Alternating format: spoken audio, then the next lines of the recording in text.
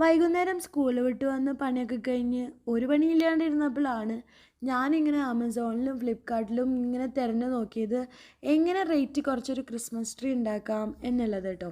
അപ്പോൾ അതിലൊരു 229 എന്നൊക്കെ തുടങ്ങിയിട്ട് അങ്ങനെ ആണ് ക്രിസ്മസ് ട്രീയുടെയൊക്കെ റേറ്റ് പോകുന്നത്.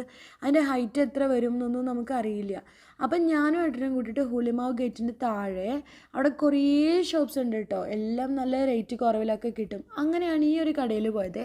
അപ്പോൾ ഇവിടെ ചെന്നപ്പോൾ എല്ലാ സാധനങ്ങളും ഉണ്ട്, റേറ്റ് നല്ല കുറവ്. നിങ്ങൾക്ക് വേണമെങ്കിൽ പേഴ്സണലി മെസ്സേജ് ചെയ്തോളൂ, ഞങ്ങൾ ഇവരോട് കൊറിയർ ചെയ്ത് തരാൻ പറ്റുമെന്ന് ചോദിച്ചു നോക്കാം. അത്രയ്ക്കും റേറ്റ് കുറവാണ് കേട്ടോ. ഓൺലൈൻ വെച്ചിട്ട് ഞങ്ങൾ കമ്പയർ ചെയ്ത് നോക്കിയപ്പോൾ നല്ല റേറ്റ് കുറവുണ്ടായിരുന്നേ. അങ്ങനെ ഈ ഒരു സംഭവത്തിന് 300 രൂപയാണ് പറഞ്ഞത്. ഇത് 8 അടിയോ 7 അടി എങ്ങാണ്ട് ഉണ്ട് കേട്ടോ. അത് അതായത് ഓൺലൈനിനേക്കാളും കുറവായിരുന്നു ഇത്. അവിടെ അതിൽ നോക്കിയപ്പോഴും കറക്റ്റായിട്ടല്ല വന്നേ.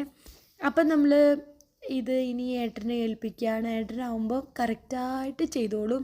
പിന്നെ നമുക്ക് അടുത്തേക്ക് പോകാൻ പറ്റില്ല, അത്രേ ഉള്ളൂ കേട്ടോ. നമ്മൾ ചെയ്ത് കഴിഞ്ഞാൽ ചീത്ത അറിയും, ഞാൻ ചെയ്യാമെന്ന് പറഞ്ഞിട്ട് അങ്ങനെ ഒരാൾ ചെയ്തുകൊണ്ടിരിക്കുകയാണ്. ഞാനതിങ്ങനെ നോക്കിക്കൊണ്ടേയിരിക്കുകയാണ് കേട്ടോ. എല്ലാവരും ക്രിസ്മസ് ട്രീ മോളിക്കല്ലേ വെക്കുക. അപ്പം നമ്മൾ വിചാരിച്ചൊന്ന് താഴ്ത്തിക്ക് വെച്ചാലോ, അങ്ങനെയല്ലേ ശരിക്കത്തെ ക്രിസ്മസ് ട്രീ നമ്മൾ വരയ്ക്കുക. അപ്പോൾ ഇങ്ങനെ വെക്കാമെന്ന് വിചാരിച്ചു. എന്നിട്ട് നമുക്ക് ഡെക്കറേറ്റ് ചെയ്യാമെന്നൊക്കെ വിചാരിച്ചു കേട്ടോ. അധികം ഡെക്കറേറ്റീവ് ഐറ്റംസ് ഒന്നും വാങ്ങിയില്ല. ഒരു കുഞ്ഞു ബോക്സാണ് വാങ്ങിച്ചത്. അവർ പറഞ്ഞു ഈ ഒരു ക്രിസ്മസ് ട്രീക്ക് ഇത് മതിയാകും എന്ന്. അപ്പോൾ ഞങ്ങൾ ചോദിച്ചു ഇത് മതിയാ, ഇതുകൊണ്ട് ഇപ്പോൾ എന്താവാനാ. അതിൻ്റെ ഇടയ്ക്ക് ഒരു പീപ്പയൊക്കെ കിട്ടിയിട്ട് അതൊക്കെ വായിക്കാനായിട്ട്.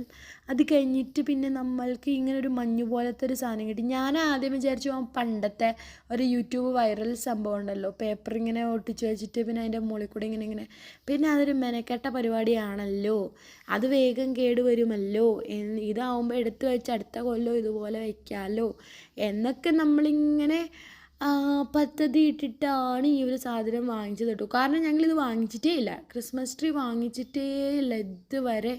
ജനിച്ചിട്ട് ആദ്യത്തെ ക്രിസ്മസ് ട്രീ ആണിത്. എല്ലാ വീട്ടിലും ക്രിസ്മസ് ട്രീ കാണുമ്പോൾ പിന്നെ ഞങ്ങൾ ചോദിച്ചു ദേവദാരുവിൻ്റെ മരം വാങ്ങിച്ചാലോ, ചെടി വാങ്ങിച്ചിട്ട് ക്രിസ്മസ് ട്രീ ആക്കാം എന്നുള്ളത്.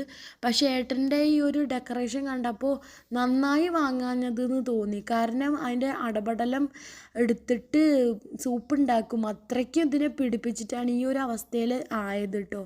പിന്നെ മൊത്തം ചെറിപ്പഴമായിരുന്നു. എൻ്റെ അമ്മോ, ക്രിസ്മസ് ട്രീയിൽ ചെറിപ്പഴം ഉണ്ടാവുമോ എന്നുള്ളതിൻ്റെ സാരാംശത്തെക്കുറിച്ചും വിശദാംശത്തെക്കുറിച്ചും എനിക്കിതിൽ വലിയ അറിവില്ല. പിന്നെ ഇങ്ങനെയൊക്കെ അങ്ങോട്ട് ഒപ്പിച്ചിട്ട് ഒരു ക്രിസ്മസ് ട്രീ ആക്കി കേട്ടോ. ഇനി എന്താ നമുക്ക് വേണ്ടത്, പുൽക്കൂട്. അത് ശരിയാക്കാൻ പറ്റുമോ എന്നുള്ളത് നമുക്ക് അടുത്ത വീഡിയോയിൽ കാണാം. അപ്പോൾ എല്ലാവർക്കും ഹാപ്പി ക്രിസ്മസ്.